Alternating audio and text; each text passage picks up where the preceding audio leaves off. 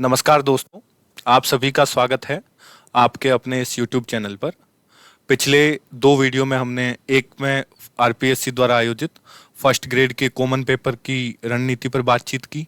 उसके बाद हिंदी साहित्य असिस्टेंट प्रोफेसर का जो दूसरा पेपर है उसकी रणनीति पर हमने बातचीत की।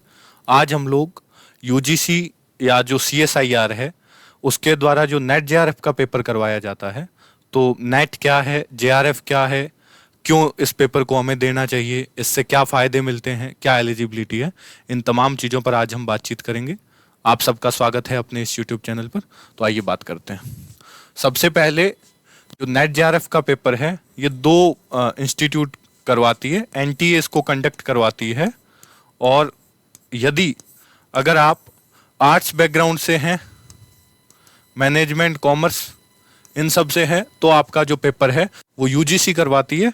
और यदि आपने एमएससी करी है, फिजिक्स, केमिस्ट्री, मैथ्स, बायोलॉजी, तो आपका पेपर है वो सीएसआईआर करवाती है। तो एक बात ये क्लियर हो गई, एनटीए नेशनल टेस्टिंग एजेंसी है और यूजीसी और सीएसआईआर दो इंस्टीट्यूट है जहां से पेपर होता है। ठीक है, अब हम बात करेंगे कि यूजीसी नेट जेआरएफ का पेपर देने के लिए जो एलिजिबिलिटी है वो एलिजिबिलिटी क्या है। तो इसके लिए आपको एमए में इनरोल होना होता है जब आप अपनी मास्टर्स की डिग्री शुरू करते हैं, क्योंकि जो यूजीसी की गाइडलाइन है उसके अंदर आप एमए अपीयरिंग के अंदर, यानी अगर आप एमए फर्स्ट सेमेस्टर में भी हैं अभी, तो आप नेट जेआरएफ का पेपर दे सकते हैं और आप नेट जेआरएफ उत्तीर्ण कर सकते हैं, उसका लाभ ले सकते हैं। यहाँ पर एक चीज और, जो आरपीएससी है वो असिस्टेंट प्रोफेसर के लिए एक विशेष चीज कि आरपीएससी जो असिस्टेंट प्रोफेसर का पेपर करवाती है, जिसका अभी दिसंबर 2025 में पेपर होना है और जिस भर्ती में मैं भी सिलेक्ट हुआ हूँ पिछली 2023 की, तो आरपीएससी नेट है वो एमए फर्स्ट ईयर के रिजल्ट के बाद की मांगती है। आरपीएससी में क्या होता है कि जो आपकी नेट है वो एमए फर्स्ट ईयर का जो रिजल्ट आएगा उसके बाद की आपकी नेट होनी चाहिए, फर्स्ट ईयर के रिजल्ट के बाद की। ठीक है, ये आरपीएससी मांगती है। लेकिन आपको पीएचडी में एडमिशन लेना है, ठीक है, आपको जेआरएफ का लाभ उठाना है, तो उसके लिए जो यूजीसी है वो नेट जेआरएफ की एलिजिबिलिटी है वो एमए फर्स्ट सेमेस्टर मानती है। तो एक तो ये चीज क्लियर हो गई। और यदि अगर आप एमए पास हो चुके हैं तब तो कोई दिक्कत ही नहीं है, क्योंकि जो बेसिक योग्यता है वो एमए पास ही चाहिए। लेकिन अगर आप अपीयरिंग में भी डालते हैं तो आपकी जब नेट का सर्टिफिकेट आ जाए उसके 2 साल के बाद तक अगर आप अपनी मास्टर की डिग्री कंप्लीट करते हैं तो यूजीसी की तरफ से आपकी जो नेट जेआरएफ है वो वैलिड है। दूसरा, एमए के अंदर आपके मिनिमम 55% होने चाहिए। यह 55% जनरल कैटेगरी के मेल के लिए है। बाकी जितने भी रिजर्वेशन की जो रिजर्व कैटेगरीज है उनको 5% की रिलैक्सेशन है। तो वो आप विज्ञप्ति आती है उसमें आप देख सकते हैं।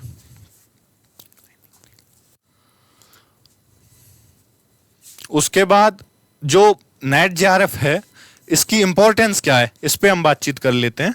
कि हमारे यहाँ पे बहुत सारे लोग मुख्यतः राजस्थान में, कि हम लोग ग्रेजुएशन करते हैं, ग्रेजुएशन के बाद बीएड करते हैं, बीएड के बाद एमए करते हैं, और जो स्कूली अध्यापक की भर्तियां हैं जैसे रीट है, फर्स्ट ग्रेड, सेकंड ग्रेड, उसमें हम लगातार मेहनत करते रहते हैं, जो कि अच्छी बात है, वो परमानेंट नौकरी है, हमें करनी भी चाहिए।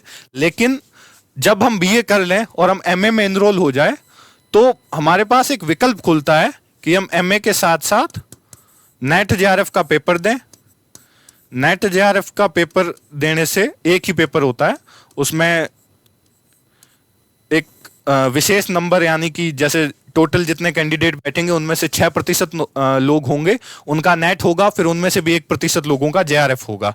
तो अगर हमें जेआरएफ हो जाता है हमारा एमए के साथ, तो जेआरएफ के थ्रू हमको 37,000 रुपये फेलोशिप और साथ में एचआरए भी मिलता है। तो ये एक बहुत बड़ा अमाउंट है।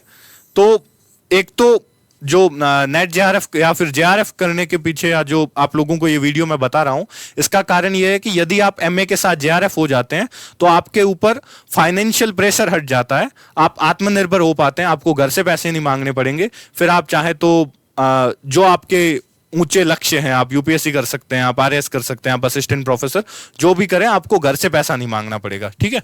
दूसरा, जो यूजीसी नेट क्यों करवाती है, उसका कारण यह है कि नेट है वो असिस्टेंट प्रोफेसर के लिए एलिजिबिलिटी है।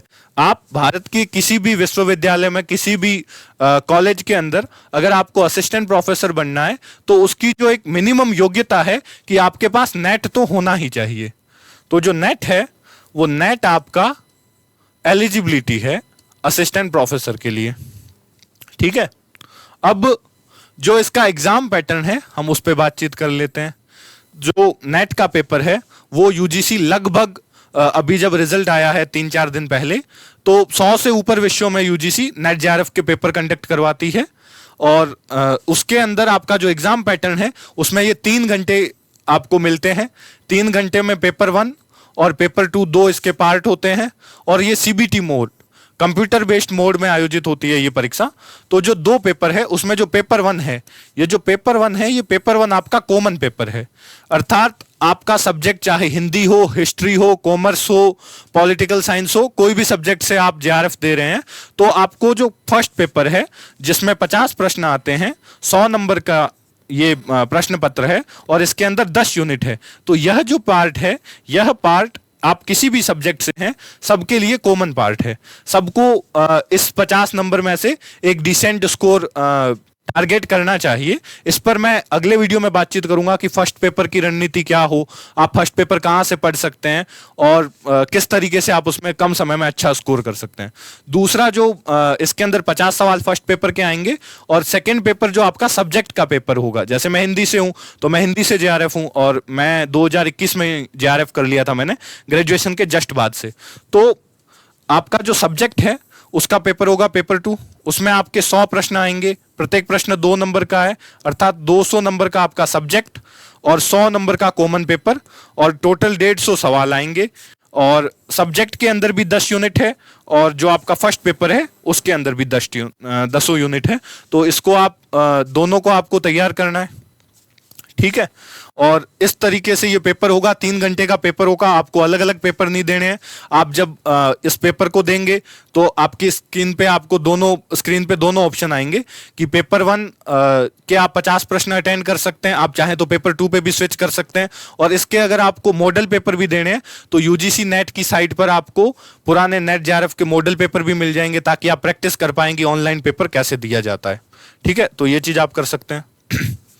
उसके बाद सिलेबस पे तो हम बातचीत कर ही लिए हैं कि फर्स्ट पेपर है वो कॉमन पेपर है, उसके अंदर 10 यूनिट है, teaching aptitude, research aptitude, communication, higher education, जो इंडियन लॉजिक, तमाम जो 10 यूनिट है, इन 10 यूनिटों को आप प्रत्येक यूनिट को कहां कहां से पढ़ेंगे, कैसे टारगेट करेंगे, किस बुक को फॉलो करना है, कौन सा यूट्यूब चैनल फॉलो करना है, कहां से आप इसके प्रीवियस ईयर क्वेश्चन पेपर निकालेंगे, इस फर्स्ट पेपर के लिए एक और विस्तृत रणनीति मैं बनाऊंगा। और जो सेकंड पेपर है वो आपके सब्जेक्ट का पेपर है, हिंदी के अभ्यर्थियों के लिए एक और वीडियो में लेकर आऊंगा, जिसमें आपको हिंदी से जेआरएफ कैसे करनी है इसकी मैं आपको रणनीति बताऊंगा, कहां से आपको टेक्स्ट पढ़ना है वो हम अगले वीडियो में बातचीत करेंगे। अभी जो ये वीडियो है इसमें मैं आपको ये बताना चाह रहा हूं कि आप लोग खुद को नेट के लिए एलिजिबल हैं कि नहीं है ये चेक कर लें, और आपको नेट की तैयारी क्यों करनी चाहिए, आपको जेआरएफ की तैयारी क्यों करनी चाहिए। जो मेरा ध्येय है वो ये है।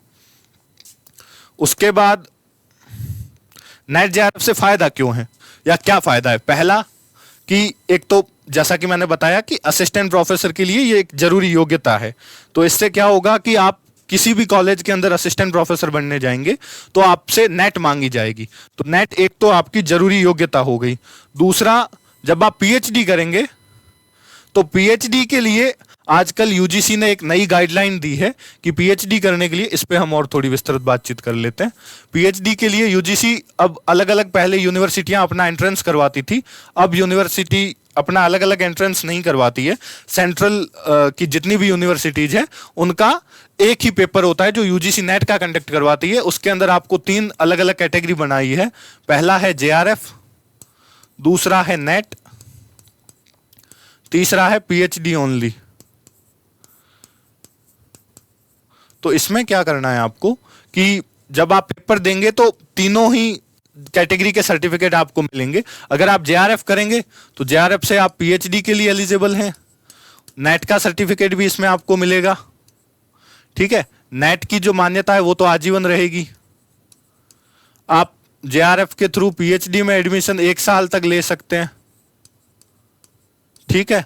और जो आपको फेलोशिप मिलती है वो फेलोशिप का लाभ उठाना है तो उसके लिए जेआरएफ के 3 साल के अंदर अंदर आपको किसी यूनिवर्सिटी में पीएचडी में एडमिशन लेना है, ठीक है। नेट से भी आप पीएचडी में एडमिशन ले सकते हैं और पीएचडी ओनली का जो आपका स्कोर कार्ड है उससे भी आपको पीएचडी में एडमिशन मिलेगा।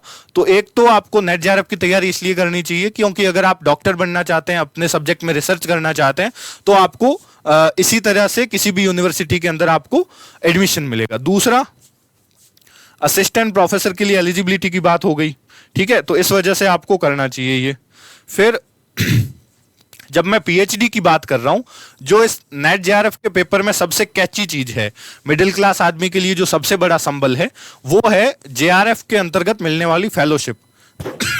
सॉरी, जेआरएफ के अंतर्गत मिलने वाली फेलोशिप। तो मैं दिल्ली विश्वविद्यालय से पीएचडी कर रहा हूं, तो सभी अलग अलग यूनिवर्सिटीज के अंदर जो फेलोशिप का अमाउंट है, जिन लोगों की जेआरएफ है उनको 37,000 रुपए तो फेलोशिप मिलती है, ये फिक्स है, प्रत्येक महीने आपको 37,000 रुपए फेलोशिप मिलती है। उसके बाद अलग अलग शहरों के अंदर एचआरए अलग अलग है। अगर आपका जो शहर है या जो आपकी यूनिवर्सिटी है वो टीयर 1 के अंदर है, जैसे मैं दिल्ली विश्वविद्यालय से हूं तो ये टीयर 1 में है, तो इसमें मुझे 27% एचआरए मिलता है, जो लगभग 10,000 है। तो मुझे अभी फिलहाल जब तक मैं प्रोफेसर के रूप में ज्वाइन नहीं करता तब तक मुझे दिल्ली विश्वविद्यालय से 47,000 रुपए हिंदी में रिसर्च करने के मिलते हैं, और ये काफी अच्छा अमाउंट है। इससे मेरे सारे पर्सनल खर्चे मैं आराम से निकाल पाता हूं, मेरी सेविंग भी हो जाती है, किताबें विताबें। तो आप सबको जब मैं ये बोल रहा हूं ना कि नेट जेआरएफ की तैयारी क्यों करनी है, उसका जो सबसे जरूरी पार्ट है वो ये है कि आप जेआरएफ कीजिए, क्योंकि इसका फायदा ये भी है कि अगर आप राजस्थान में ग्रेजुएशन के बाद किसी भी वनडे एग्जाम की तैयारी करते हैं तो उसमें आपका लक एक बार साथ ना दे, तो मोस्टली है कि राजस्थान में 2 साल में एक बार भर्ती आती है, तो अगले 2 साल के लिए आप फिर फ्री हो गए। लेकिन उसके बीच अगर आपको समय मिलता है तो जो नेट का पेपर है यह 2 बार कंडक्ट होता है, एक जून में और दूसरा दिसंबर में। तो जून और दिसंबर में साल में आपको 2 एक तो चांस मिल जाएंगे, दूसरा आप एक ही चीज को तैयार करेंगे तो आपका सब्जेक्ट भी बेटर हो जाएगा, क्योंकि पेपर 2 में आप सब्जेक्ट की डीप रीडिंग करेंगे, ठीक है। और उसके बाद अगर आपका जेआरएफ हो जाता है तो आप फाइनेंशियली आत्मनिर्भर हो पाएंगे। एक अंतिम बात जो है कि जो नेट जेआरएफ का पेपर होता है जिसमें 150 क्वेश्चन आते हैं, उनमें कोई भी नेगेटिव मार्किंग नहीं है। नेगेटिव मार्किंग नहीं होने का फायदा यह है कि आप सारे सवाल अटेंड कर पाते हैं, और नुकसान यह है कि इससे कट ऑफ थोड़ी आई जाती है। इस बार की जो कट ऑफ गई है इस बार अलग अलग सब्जेक्ट्स की, जो लोग अभी नए अभ्यर्थी है उन्हें आइडिया होना चाहिए कि उन्हें 300 में से कितने नंबर टारगेट करने हैं। तो जो अभी परसों रिजल्ट आया है 2-3 दिन पहले, उसकी कट ऑफ मैं अपने टेलीग्राम चैनल पर उस पीडीएफ को शेयर कर दूंगा। किन किन सब्जेक्टों में पेपर होते हैं वो भी आप उसमें देख पाएंगे, ठीक है। और इसके अलावा यूजीसी नेट जेआरएफ की जो प्रक्रिया है, इससे संबंधित कोई भी आपका सवाल हो, कोई भी आपका सुझाव हो तो आप कमेंट में लिखें, अगले वीडियो में मैं उस पर भी बातचीत करूंगा। और आप सभी का धन्यवाद, आप लगातार जुड़े रहें, हम और काम की बातचीत करेंगे इस चैनल पर। धन्यवाद।